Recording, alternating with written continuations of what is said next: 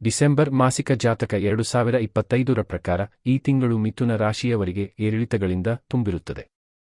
ತಿಂಗಳ ಆರಂಭದಲ್ಲಿ ಸೂರ್ಯ, ಮಂಗಳ ಮತ್ತು ಶುಕ್ರ ನಿಮ್ಮ 6ನೇ ಮನೆಯಲ್ಲಿ ಮತ್ತು ಬುಧ 5ನೇ ಮನೆಯಲ್ಲಿರುತ್ತಾನೆ. ತಿಂಗಳ ಆರಂಭದಲ್ಲಿ ಕರ್ಕ ರಾಶಿಯಲ್ಲಿ ಗುರುಗ್ರಹವು ನಿಮ್ಮ 2ನೇ ಮನೆಯಲ್ಲಿ ಕುಳಿತಿರುವಾಗ ಇದು 4ರಂದು ನಿಮ್ಮ ರಾಶಿಯನ್ನು ಹಿಮ್ಮುಖವಾಗಿ ಪ್ರವೇಶಿಸುತ್ತದೆ. ಆರೋಗ್ಯ ಸಮಸ್ಯೆಗಳ ಬಗ್ಗೆ ನೀವು ಎಚ್ಚರದಿಂದಿರಬೇಕು, ಇಲ್ಲದಿದ್ದರೆ ನೀವು ರೋಗಗಳಿಗೆ ಬಲಿಯಾಗಬಹುದು. ಉದ್ಯೋಗಸ್ಥರಿಗೆ ಈ ತಿಂಗಳು ಉತ್ತಮವಾಗಿರುತ್ತದೆ.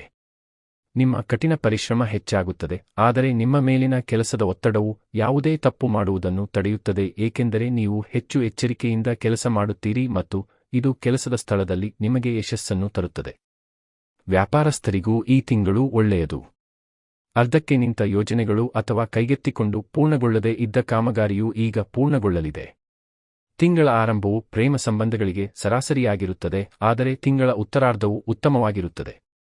ನಿಮ್ಮ ಮದುವೆ ನಿಶ್ಚಯವಾಗಬಹುದು.